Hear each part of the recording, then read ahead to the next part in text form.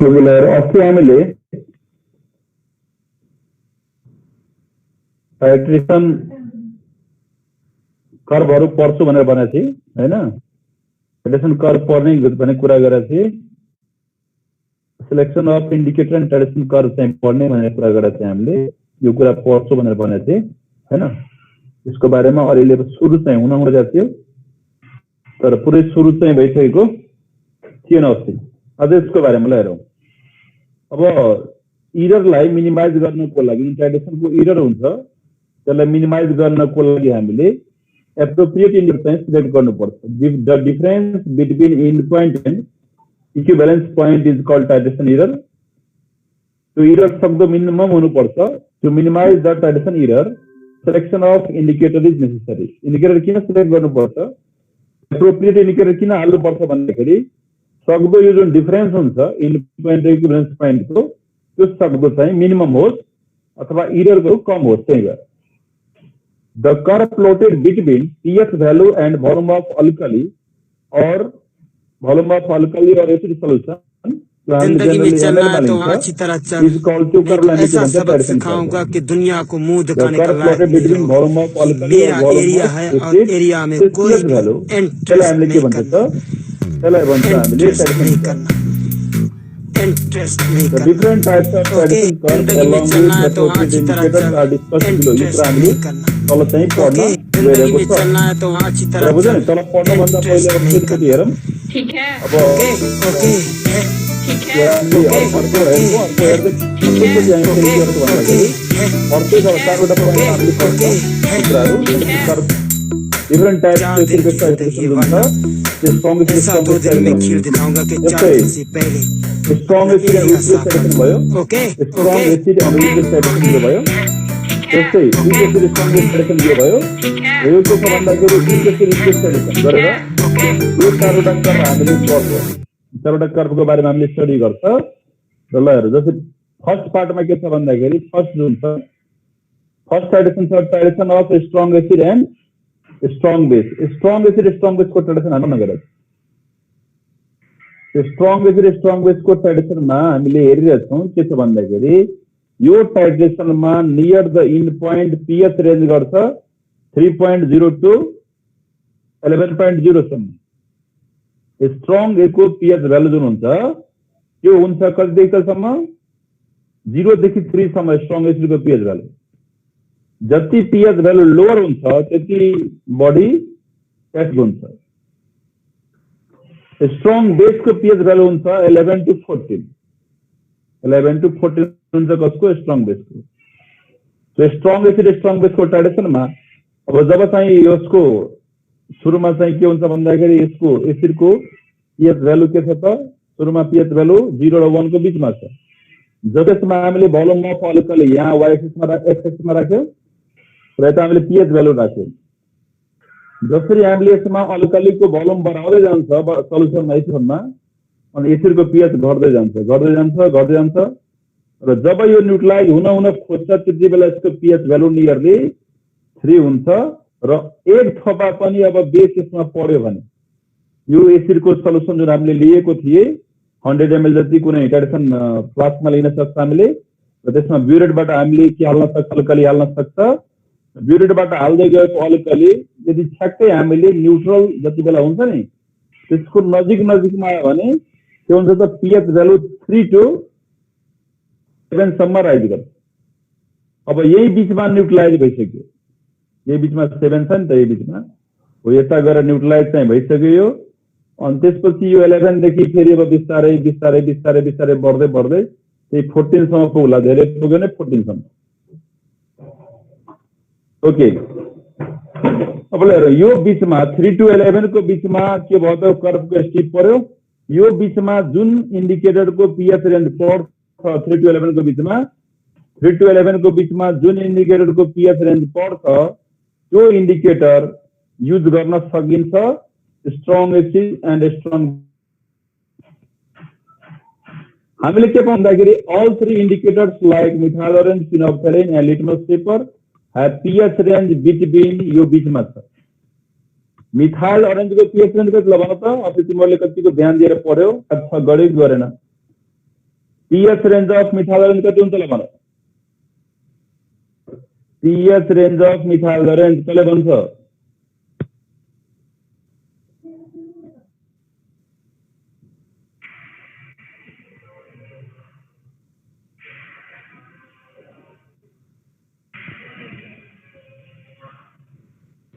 Two point one to 4.4. Oh, Sujit Mohan Yadav ठीक चला सुमित ना सुमित ठीक चला संदीप पेपर लेके 3.1 to 4.4 गुड ओ तो फिनोप्थेलिन बना अब फिनोप्थेलिन को बना फिनोप्थेलिन को पीएच रेंज का तीन सौ 8.2 to 10.2 10.0 8.2 to 10.0 है ल संजीव साले अब लेके 8.2 to 10.0 हुन्छ है त लिटमस को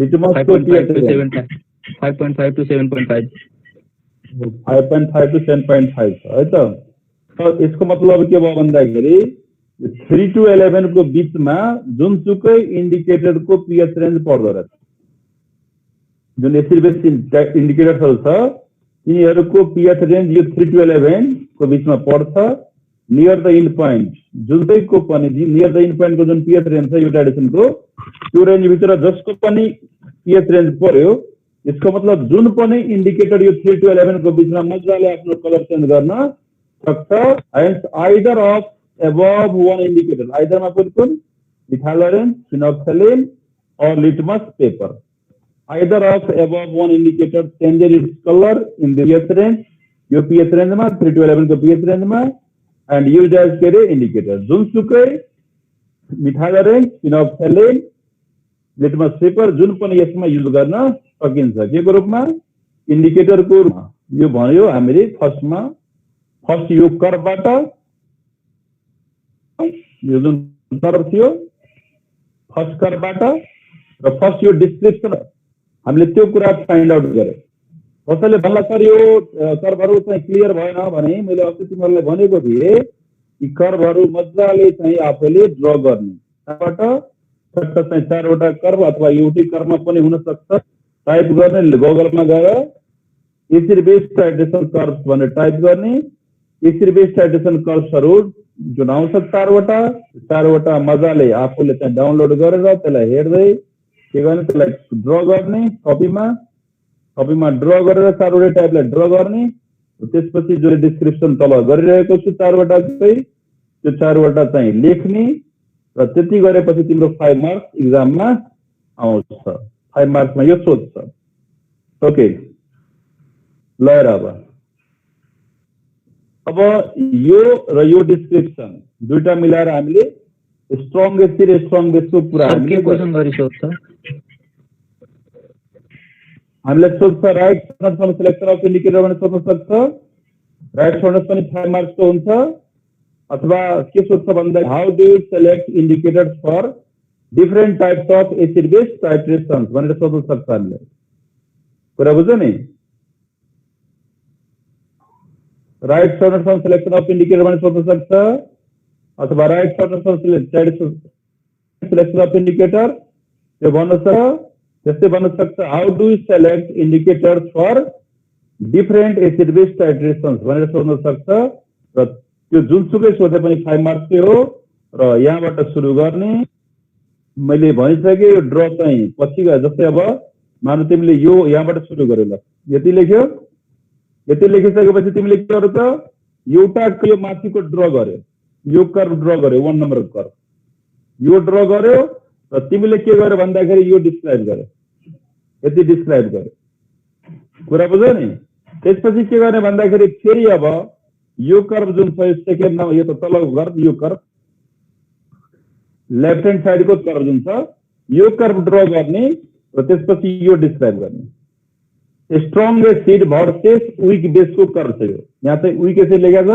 मिस्टेक छ त्यसलाई स्ट्रङ एसिड छ स्ट्रङ एसिड भर्सेस के रे वीक बेस को कर्व यो अब त्यो गरिसकेपछि डिस्क्राइब चाहिँ यो गर्नुपर्छ ल त्यो कर्व बनाइसकेपछि यो डिस्क्राइब गर्नुपर्छ tradition of strong acid and weak base strong acid मा तिमीले HCl लिन सक्छ हाइड्रोक्लोरिक एसिड र विक बेसको टर्ममा चाहिँ हामीले सोडियम कार्बोनेटको युज गर्न सक्छ। इन दिस टाइट्रेसन, यो टाइट्रेसनमा के हुन्छ होला, in this titration near the end point the steep of the curve ranges from pH value 3.0 to 8.0, 3 to 8 सम्म जान्छ नियर द एन्ड पोइन्ट। अब 3 to 8 को बीचमा फिनोप्थेलिनको पीएच रेन्ज पर्यो त, फिनोप्थेलिनको पीएच रेन्ज कति रे 8.2 to 10.0। यसको मतलब के यो टाइट्रेसनमा 3 to 8 जहाँ चाहिँ पीएच रेन्ज आएर टिप अफ द कर्वको त्यो टाइट्रेसनमा हामीले फिनोप्थेलिनको युज गर्न मिल्दैन, यो टाइट्रेसनमा फिनोप्थेलिनको युज गर्न मिल्दैन। तर methyl orange of pH range 3.1 to 4.4 can be used as indicator, methyl orange use गर्न मिल्छ। तिमीले भन्ला सर लिटमस पेपर को, लिटमस को यूज हामीले त्यो टाइट्रेसनमा जसमा CO2 ग्यास इभल्भ गर्छ अथवा जसमा NH3 एमोनिया ग्यास इभल्भ गर्छ त्यो टाइट्रेसनमा गर्न मिल्दैन। कुरा बुझ्यो नि? If CO2 gas or ammonia gas is evolved in the titration, then litmus paper cannot be used. किनकि CO2 gas is acidic gas, यसले लिटमसलाई रातो मात्रै बनाएर छोड्छ अनि यसको फर्ममा जान दिँदैन।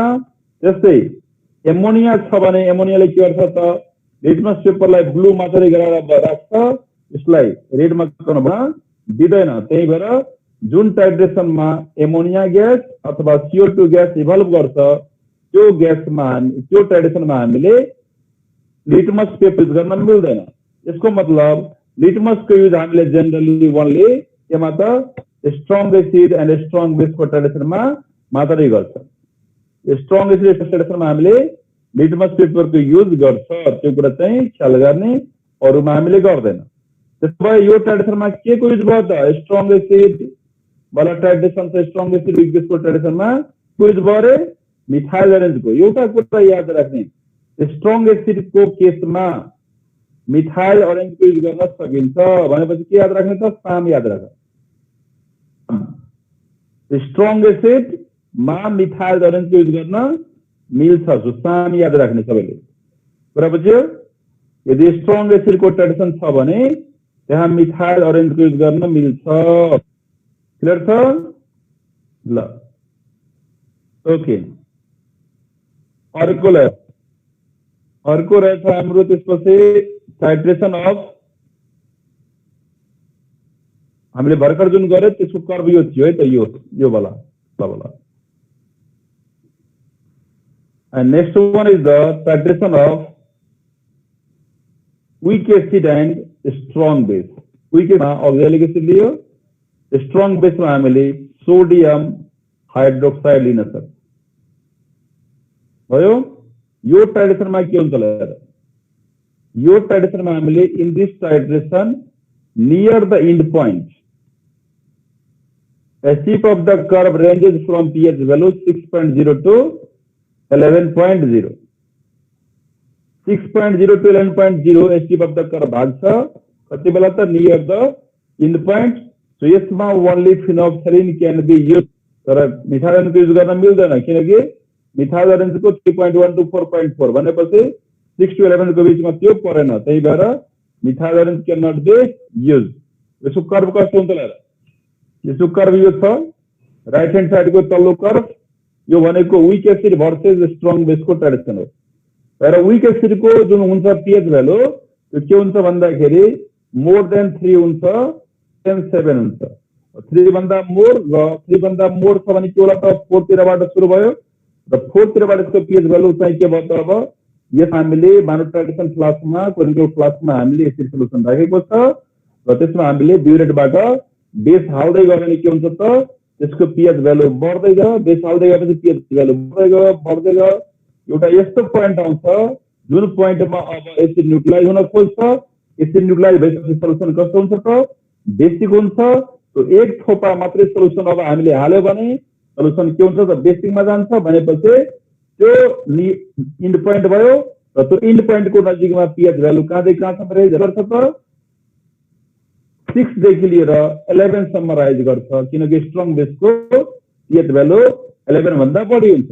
अब तिमीले एक थोपा पनि बेस हाल्यो भने यसको भ्यालु चाहिँ 11 भन्दा बढी बढ्दै बढ्दै बढ्दै बढ्दै माथितिर जान्छ भनेपछि 11 भन्दा माथि र 3 र 14 को बीचसम्म पुग्छ। ओके, अब यो 6 to 11 को बीचमा के हुन्छ भन्दाखेरि फिनोक्सिलिनको पीएच रेन्ज पर्यो, त्यही भएर फिनोक्सिलिनलाई युज गर्न मिल्छ के को रूपमा, इन्डिकेटरको रूपमा, अनि मिथाइलोनको युज गर्न मिल्दैन किनकि मिथाइलोनको पीएच रेन्ज हुन्छ 3.1 to 4.4 भनेपछि 6 को बिलो नै छ मिथाइलोनको पीएच रेन्ज, 6 को बिलोमै हुन्छ र मिथाइलोनको युज गर्न मिल्दैन। यसमा ओन्ली फिनोक्सिलिनको युज गर्न मिल्छ। भयो, अर्को लिएर अर्कोमा छ थर्ड वान इज यो हामीले भर्खर गरेको यो, and now fourth is titration of weak acid and weak base. In this titration, the tip of the curve near the end point, लेर weak acid को pH भ्यालु कति हुन्छ रे 3 भन्दा बढी छ मानौ 4 3 को बीचबाट सुरु भयो, त्यहाँबाट सुरु हुन्छ। त्यस्तै अर्को हाम्रो weak base को pH भ्यालु कति हुन्छ त, weak base को pH भ्यालु हुन्छ 11 भन्दा कम, 11 भन्दा कम भनेपछि 8 to 11 को बीचमा भयो। सो अब हाम्रो जुन छ नियर द एन्ड पोइन्ट यो कर्ममा weak acid को कर्ममा यसमा के हुन्छ भन्दाखेरि near the end point pH जुन रेन्ज गर्छ त्यो कहाँदेखि कहाँसम्म रेन्ज गर्छ त 6 to 8 यो सेकेन्ड वाला राइट हैंड साइड को माथिल्लो वाला यो weak acid weak base को ट्रेडिसन कर्व हो। Tradition of weak acid yeah weak acid and weak base दिने। तो यहाँ चाहिँ के हुन्छ त नियर द एन्ड पोइन्ट 6 देखि लिएर 8 सम्म के हुन्छ त यसको pH tip of the curve range छ। अब यो बीचमा 6 to 8 को बीचमा नाइदर के त मिथाइलोरेन्ज को pH रेन्ज त्यसमा पर्छ, न मिथाइलोरेन्ज को pH न फिनोक्सिलिन रेन्जमा पर्छ, न मिथाइलोरेन्ज को pH रेन्ज यो भित्र पर्यो। तो यो ट्रेडिसनमा न मिथाइलोरेन्जले काम गर्न सक्यो न फिनोक्सिलिनले काम गर्न सक्यो। तो this titration is not done by indicator method and no any indicator give के त sharp end point for this titration। यो को लागि कुनै पनि इन्डिकेटरले sharp end point दिन सक्दैन। इसको मतलब के त hence this titration is not done by the indicator method। indicator method बाट यो titration गर्न मिल्दैन। तो भाई कुन मेथडबाट मिल्छ सर भन्यो भने के हुन्छ त यसको एन्सर, यसको अरु ट्रेडिसन को टाइप्सहरु हुन्छ।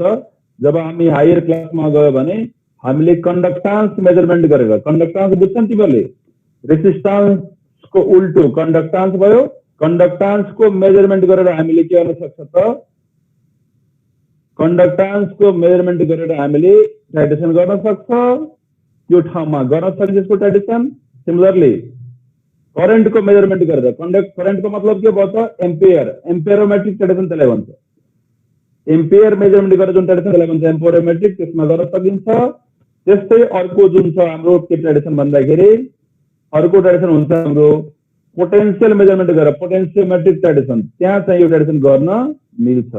अब यो इन्डिकेटर मेथड को लिमिटेसन के भयो त indicator मेथडले weak acid weak base को ट्रेडिसनलाई डन गर्न सकेन। by indicator method of weak acid and weak base cannot be done, त्यो गर्न सकेन। त्यस्तै by indicator method के method titration of colored solution cannot be done। Colour जुन सल्युसन हुन्छ त्यसको टाइट्रेसन र weak acid weak base को टाइट्रेसन हामीले इन्डिकेटर मेथडबाट गर्न मिल्दैन। क्लियर छ? यसमा कसैलाई केही क्वेशन छ भने सोध्नु। Any question? Any question? Sir, actually titration of weak acid and strong base line। Allah, weak acid strong base चाहिँ देखा दे त।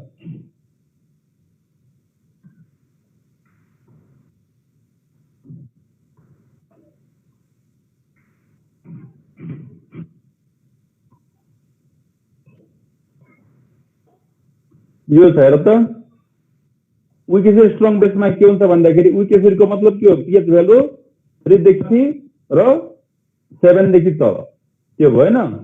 अब के हुन्छ भन्दाखेरि जब हामीले यसलाई 3 देखि माथि अनि 7 देखि तल हुन्छ त्यो हामीलाई थाहा छ। अनि यो केसमा के हुन्छ भन्दाखेरि जब हामीले यसमा चाहिँ त्यो 6 मानुस अब यसको सुरुमा पीएच भ्यालु के होला त, सुरुमा यसको पीएच भ्यालु चाहिँ 4 तिर छ मानौं हैन, प्लस छ भने के हुन्छ त, यो तिम्रो यो छ, यो मैले भनिरहेको छु नि, यो छ विक एसिड स्ट्रङ बेस रोटेसनको लागि यो कर्भ छ।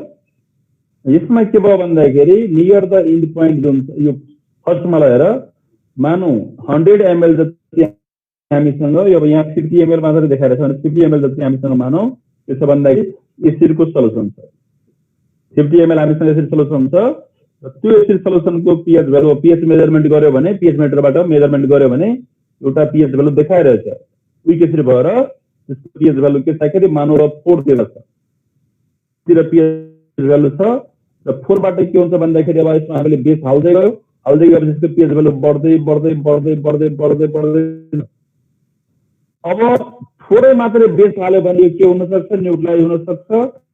र त्यो कन्डिसनमा के हुन्छ भन्दाखेरि ठ्याक्कै थोरै हामीले यसो बेस हालिसकेपछि सल्युसन एसिडबाट बेसिकमा गयो भने त्यो केसमा जब 6 देखि लिएर ठ्याक्कै 11 सम्म के हुन्छ त यसको पीएच यहाँदेखि यहाँसम्म पीएच भ्यालु जम्प गर्छ। अब एक ड्रप मात्रै हामीले हाल्दै गएपछि फेरि पीएच भ्यालु के छ भन्दाखेरि 11 बाट बिस्तारै बिस्तारै बढ्छ, बिस्तारै बिस्तारै बढेर चाहिँ तिम्रो 13-14 को बीचमा पुग्छ किनकि यो स्ट्रङ बेस छ। त्यही भएर स्ट्रङ बेसको पीएच भ्यालु के हुन्छ भन्दाखेरि 11 भन्दा माथि हुन्छ। कुरा बुझ्यो? र विक एसिडको के हुन्छ त 4 देखि माथि र 7 देखि तल हुन्छ एसिडको पीएच भ्यालु। अनि यो कारणले यस्तो कर्भ आयो जसमा चाहिँ नियर द इन्ड पोइन्ट हुन्छ स्टिप अफ द कर्भ 6 to 11 भयो। तो 6 to 11 जस्ट पीएच रेन्ज बस्यो यसको त यो कर्भको नियर द इन्ड पोइन्ट र जसको चाहिँ के छ भन्दाखेरि पीएच रेन्ज 6 to 11 मा पर्छ त्यो इन्डिकेटरको युज गर्न सकिन्छ। भनेपछि 6 to 11 भित्र कुन पर्छ त phenolphthalein. So phenolphthalein can be used as indicator in this titration. कुरा बुझ्यो नि? हामीले स्ट्रङ एसिडको केसमा के युज गर्न सक्छ भन्यो मिथाइलरेन्जको, त्यस्तै हामीले भन्न सक्छ स्ट्रङ बेसको केसमा के युज गर्न छ अरे फिनोल्फथालीनको युज गर्न सकिन्छ। र सर्टकटमा यहाँ हामीले अलिकति यस्तो दिन सक्छ यसलाई के मान भन्दाखेरि तिम्रो सर्टकटमा यस्तो देखा यसलाई एसडी के अरे पी अनि एस, यसको मतलब फिनोल्फथालीन बुझ है त। शुभ प्रभात बुझ। स्ट्रङ एसिड भयो, स्ट्रङ एसिडमा मिथाइलरेन्ज र शुभ प्रभातको मतलब भयो स्ट्रङ बेसमा फिनोल्फथालीन। त्यसरी सम्झिनुपर्छ। स्ट्रङ एसिडमा के युज गर्न सकिन्छ मिथाइलरेन्जको युज गरिन्छ भने स्ट्रङ बेसमा फिनोल्फथालीनको युज गरिन्छ। अनि त्यसरी हामीले शुभ प्रभातलाई बुझ्न सक्छ। सम्झनको लागि हामीले यो जान्न सक्छौँ। सर अल्कलाई मात्रै लिने हो? के रे अल्कलाई सोल्युसन मात्रै लिने हो हैन? यो सुरुमा हामीले लियो एसिड सल्युसन, बुझ्यो नि कुरा? एसिड सल्युसन लियौं हैन, र त्यसको पीएच हामीले मेजरमेन्ट गर्यौं। कुरा बुझ्यो नि? र हामीले के गर्यो भन्दाखेरि त्यो पीएच लाई हामीले वाइ एक्सिस मा राख्यौं है, र एक्स एक्सिस मा के लाई हामीले राख्यौं भोल्युम अफ अल्कली। यदि भोल्युम अफ अल्कली यसमा अल्कली एड गर्दै गएपछि यो तिमीले पढ्दै छ भने अल्कली एड गर्दै गएपछि पीएच मा के चिन्ह आउँछ त त्यो पोइन्टहरु लिँदै गयो। त्यसलाई हेर अब 10 ml मा मानव चाहिँ पीएच चाहिँ सुरुमा 4 थियो, 10 ml मा गएर यति पुग्यो, त्यो पछि पोइन्ट लिए। 20 ml मा यहाँ पुग्यो, एउटा पोइन्ट यहाँ लिए। 30 ml मा यहाँ पुग्यो, यहाँ पोइन्ट लिए। 40 ml मा यहाँ पोइन्ट लियो। 50 ml मा यहाँ पुग्यो, यहाँ पोइन्ट लियो। और 50 पछि 60 ml मा यहाँ पुग्यो, यहाँ पोइन्ट लियो। 70 मा यहाँ पुग्यो, यहाँ पोइन्ट लियो। 80 मा यहाँ पुग्यो, यहाँ पोइन्ट, 90 मा यहाँ पुग्यो, यहाँ पोइन्ट लियो। 100 मा यहाँ पुग्यो, यहाँ पोइन्ट लियो। अब यो जुन छ यो पोइन्टहरुलाई सबैलाई जोडेपछि यस्तो करबाउँ। कुरा बुझ्यो नि? जुन तिम्रो एसिड सल्युसन छ त्यसको पीएच लाई हामीले मेजरमेन्ट गर्दै गयौं। र एसिड अब अल्कलाइन पछि के भ्यालु एसिड न्यूट्रलाइज भइसकेपछि अब जुन हामीले ब्युरेटबाट अल्कली हाल्दै गयो नि त्यसले सल्युसनलाई के बनाउँछ रे अल्कलाइन हुन्छ स्ट्रङको pH भ्यालु के हुन्छ मोर देन 7 सुरुमा हामीले कोनिकल फ्लास्कमा के हाल्यो त एसिड सल्युसन लियौं र त्यसमा हामीले भोल्युम अफ अल्कली हाल्दै गयौं त्यहाँ हामीले x एक्सिसमा चाहिँ मेजरमेन्ट गरे केलाई भोल्युम अफ अल्कलीलाई र pH मा कस्तो चेन्ज आयो त्यसलाई हामीले कहाँ राखे त y एक्सिसमा pH भ्यालुलाई राखे र कर्भ प्लट गरे त्यो कर्भलाई के भन्यो त टाइट्रेसन कर्भ भन्यो कुरा बुझ्यो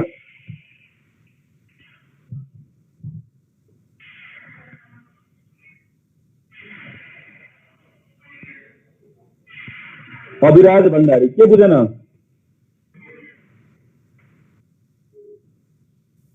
सर प्रब्लम छैन चाहिँ भनेको सर प्रब्लम छैन भने चाहिँ अघि ल ठिक छ अब अहिले बुझ्यो नि सबैले के गरेछ टाइट्रेसन कर्भ कसरी बनायो होला के गरे होला भनेर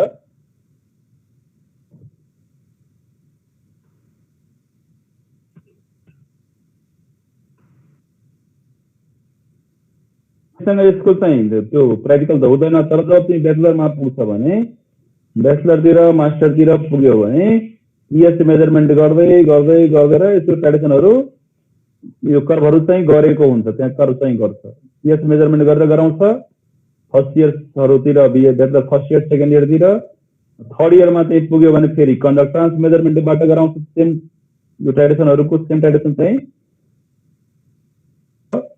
जस्तै मास्टरमा गयो भने एम्पियर मेजरमेन्ट गरेर र मास्टरको सेकेन्ड इयरतिर पुग्यो भने पोटेन्सियल मेजरमेन्ट गरेर गराउँछ भनेपछि जुन छ काम जुन छ यो अब यसको टाइट्रेस यो जुन प्र्याक्टिकल जुन छ यसको प्र्याक्टिकल अब जबसम्म मान्छे केमिस्ट्री पढ्छ तबसम्म यो प्र्याक्टिकलहरू गरिराख्नु पर्छ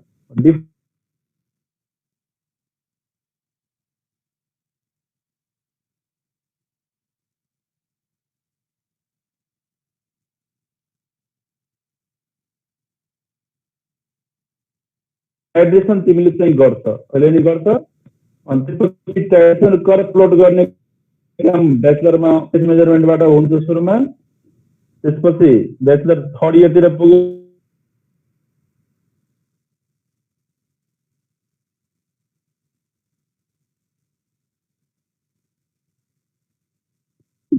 हुन्छ कुरा बुझ्यो ल सो यो अहिले चाहिँ इन्ट्रोडक्सनको छ इसको डिटेलमा हामी चाहिँ जबसम्म केमिस्ट्री पढ्छ केमिस्ट्री पढ्ने मान्छेले तबसम्म यसको डिटेल चाहिँ पुऱ्याइरहेको छ एनी क्वेसन कसैको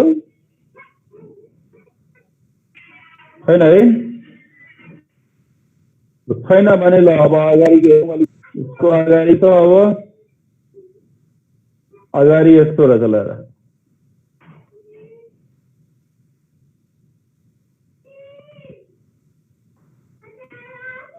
प्रिन्सिपल अफ मेट्रिक एनालाइसिस गरेर अब पढ्छ हामीले प्रिन्सिपल अफ भोल्युमेट्रिक एनालाइसिस यो जुन भोल्युमेट्रिक एनालाइसिस थियो टाइट्रेसन थियो त्यो कुन प्रिन्सिपलमा काम गर्छ र कुन प्रिन्सिपलमा काम गर्छ भन्दाखेरि यसले यो भन्छ equal volume of acid and base neutralizes each other when they are in same normality acid बेसको नर्मलिटी सेम छ भने तिनीहरूले इक्वल भोल्युमले अर्कोको इक्वल भोल्युमलाई पुरै न्यूट्रलाइज गर्दो रहेछ भने for example 10 ml of one normal HCl solution completely neutralizes 10 ml of one normal NaOH solution. यो एसिड यो बेस छ नर्मलिटी दुईटैको सेम छ अनि इक्वल भोल्युमलाई के गर्छ रे न्यूट्रलाइज गर्छ कुरा बुझ्यो एउटा पोइन्ट यो भयो कसको प्रिन्सिपल भोल्युमेट्रिक एनालाइसिस अर्को पोइन्ट के छ भन्दाखेरि when solution is diluted concentration of solution is decreased solution लाई diluted गरेपछि concentration बढ्छ solution लाई evaporation गरेपछि concentration बढ्छ यसमा एउटा पोइन्ट हामीले त्यो थपिन सक्छ थप्न मन लाग्यो भने when solution is evaporated when के रे solution is के रे evaporated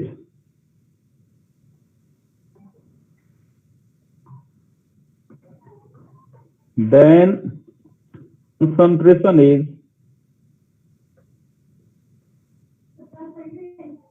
concentration is get the increase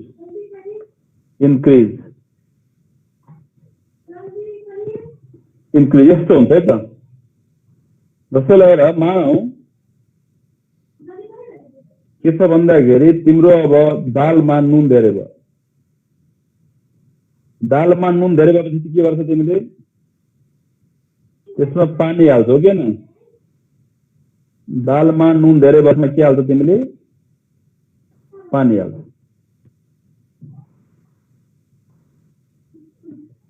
कुरा बुझ्यौ ल। जस्तै फर इक्जाम्पल को लागि 10 ml of 1 normal HCl solution छ, यदि 100 ml गरे भने के हुन्छ 0.10 को हुन जान्छ। 10 ml थियो 100 गरेपछि के भयो त्यसको नर्मलिटी घट्यो, 0.10 टाइम्सले भोल्युम बढायो भने 10 टाइम्सले नर्मलिटी घटेको। कुरा बुझ। यदि यसैमा मैले चाहिँ यस्तो गरे भने यसलाई यो पनि लेख्न सकिन्छ, यो इक्वल टु के लेख्न सकिन्छ भन्दाखेरि यहाँ मैले एक लाइन लेख दिए नभए तिमीहरूले बुझ्छ होला। यो इक्वल टु के त 1 ml of 1 ml के त 10 normal HCl solution।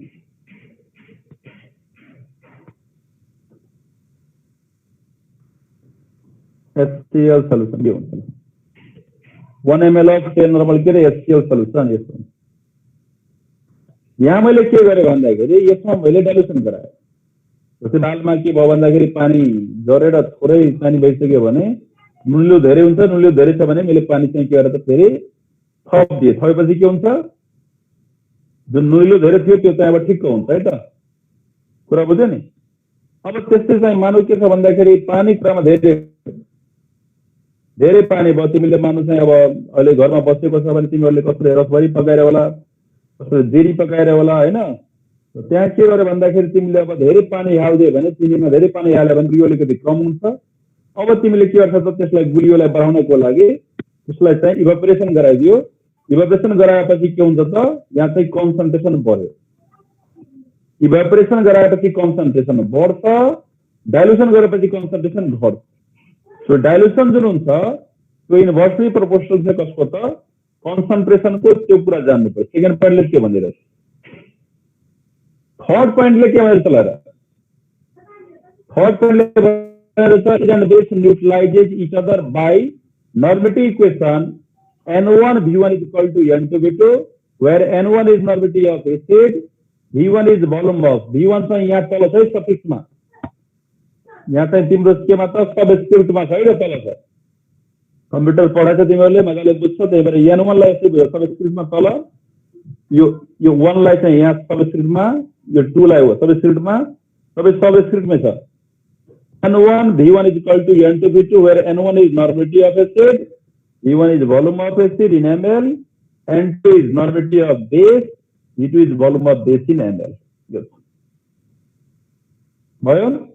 अब डिराइभ गर डेरिभेसन अफ नर्मेटिभ इक्वेसन कसरी डिराइभ गर्ने त, N1 V1 is equal to N2 V2 कसरी डिराइभ गर्ने। हामीलाई थाहा छ normative defined as the number of gram equivalent of solute dissolve in 1 litre of solution. नर्मेटिभको डेफिनेसन आउँछ हामीलाई हैन, सबैले आउँछ। विशिष्ट नर्मेटिभको डेफिनेसन आयो। यसको मतलब के त नम्बर अफ नर्मेटिभ इक्वल टु के number of gram equivalent upon, यो अपन छ है त, वोल्युम अफ सल्युसन लिटर यो हुन्छ। यसको मतलब number of gram equivalent equal to कति normative into volume of solution in litre यो हुन्छ।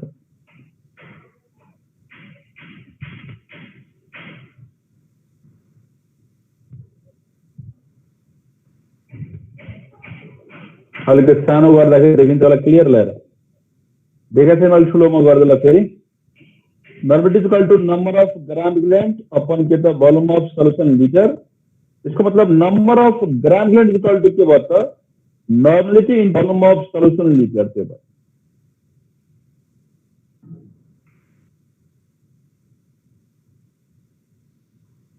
यो भयो त।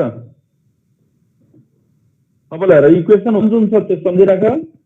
त्यसपछि एउटा कुरा के हुन्छ भन्दाखेरि एट इक्विभलेन्स पोइन्टमा के हुन्छ, at equivalence point number of gram equivalent of acid is equal to number of gram equivalent of base, दुईटाको के हुन्छ त नम्बर अफ ग्राम इक्विभलेन्टको भ्यालु इक्वल हुन्छ।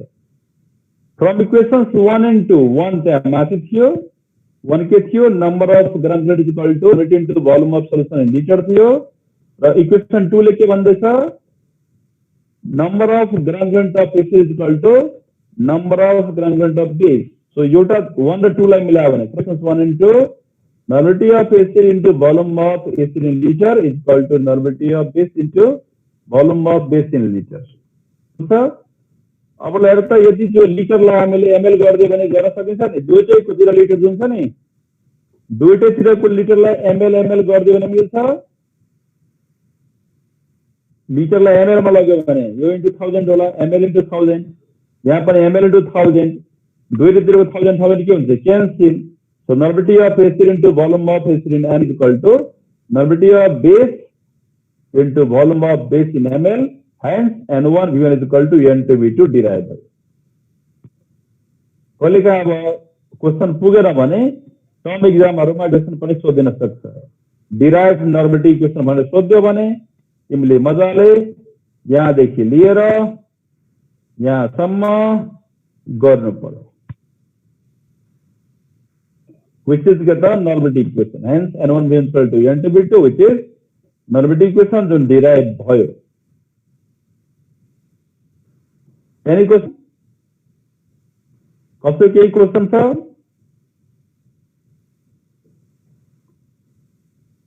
सर स्लाइड फेरि देखाइदिनु न। कुन बेला यहाँदेखि? हजुर ल तीनवटा पोइन्ट यसमा सम्झने, हुन त पोइन्ट जति बनाए नि बन्छ कुरा बुझ्यो नि, तर तीनवटा मेन सम्झनु पर्यो। के भन्दाखेरि equal volume of acid and base neutralize each other when they have same normality. त्यसपछि अर्को सम्झनु पर्यो when solution is diluted concentration of solution is decrease, when solution is evaporated concentration is increase. यो सम्झनु पर्यो। त्यसपछि यो सम्झनु पर्यो,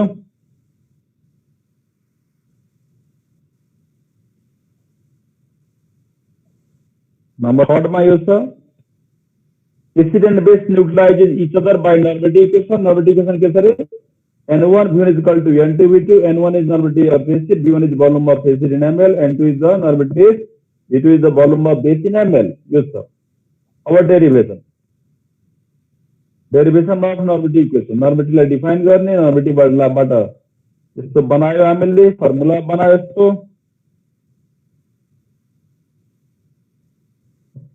यस्तो formula normality is equal to के त number of gram equivalent upon volume of solution in liter।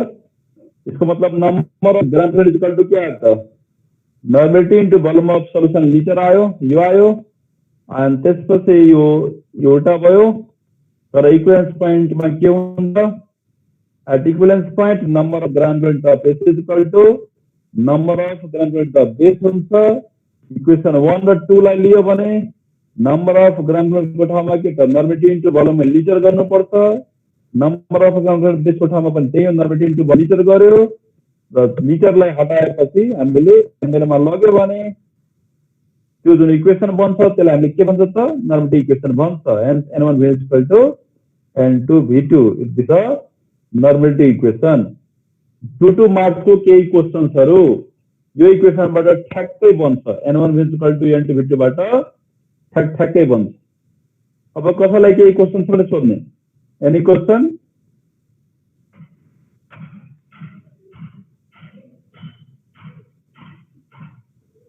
छ केही क्वेशन छ? सर यो इक्वेसनबाट नि क्वेशन सोध्छ।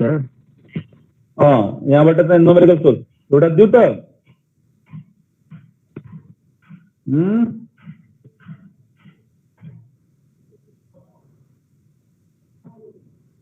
एउटा ल्याऊ। What volume of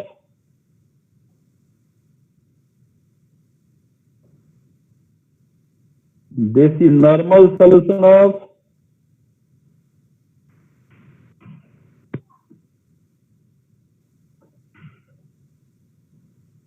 solution of sodium carbonate, sodium carbonate,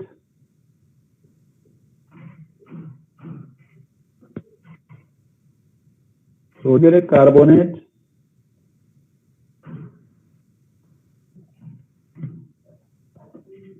is required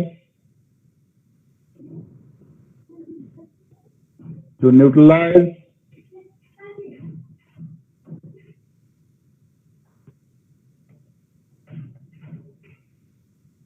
to neutralize 50 ml of 250 ml of n by 20 n by 30 Karan था n by 20 थी ना 20 नहीं करो n by 5 ला n by 5 करे HCl solution HCl solution HCl solution this is shown sir. What volume of decimal solution of sodium carbonate is required to neutralize 250 ml of करे n by 5 HCl solution. इसको solution मारा कर देंगे इसको solution मारा solution मारा रखो मैं क्या बोलता हूँ normality of acid normality of acid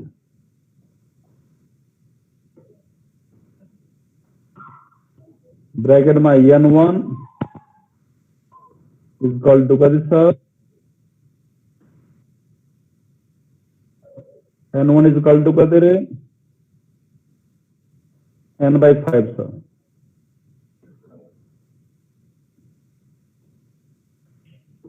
volume कितना एसिड को लागे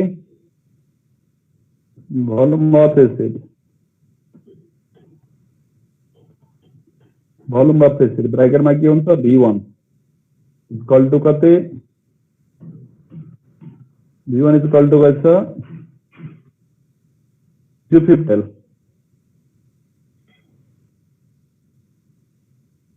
250 ml इसको से नॉर्मलिटी ऑफ बेस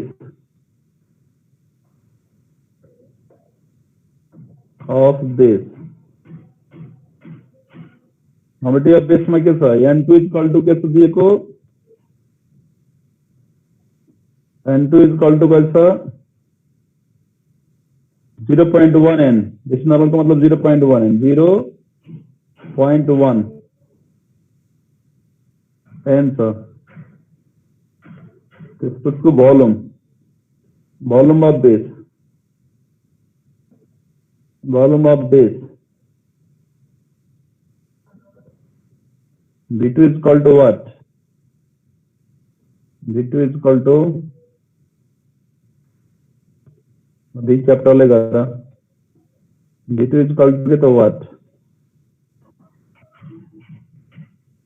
इसे निकालना अब हम लेके लेसो from normality equation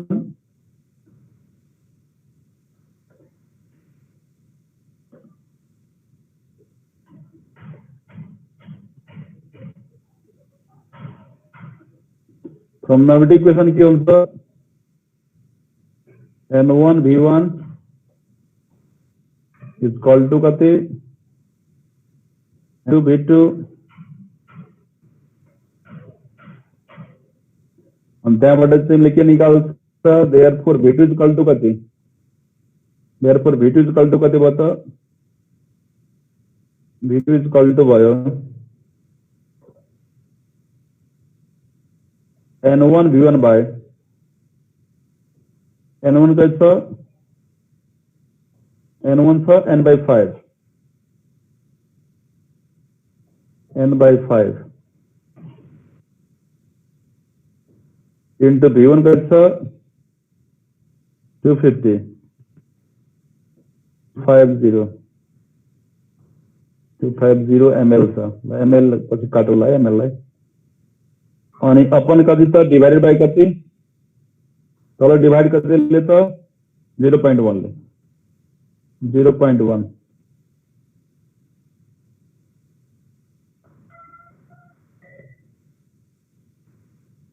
लगेर त कति आउँछ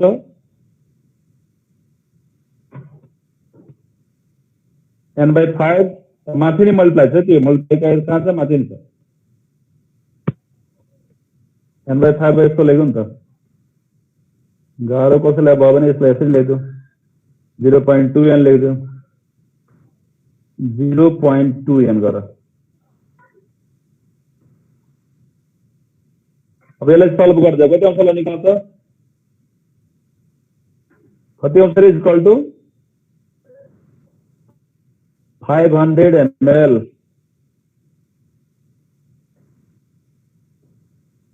यति आन्सर आयो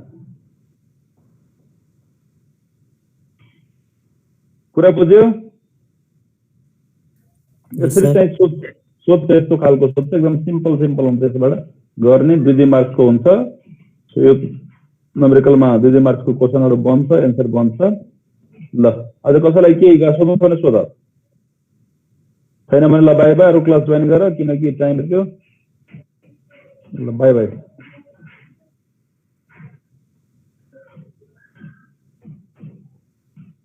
बाय सर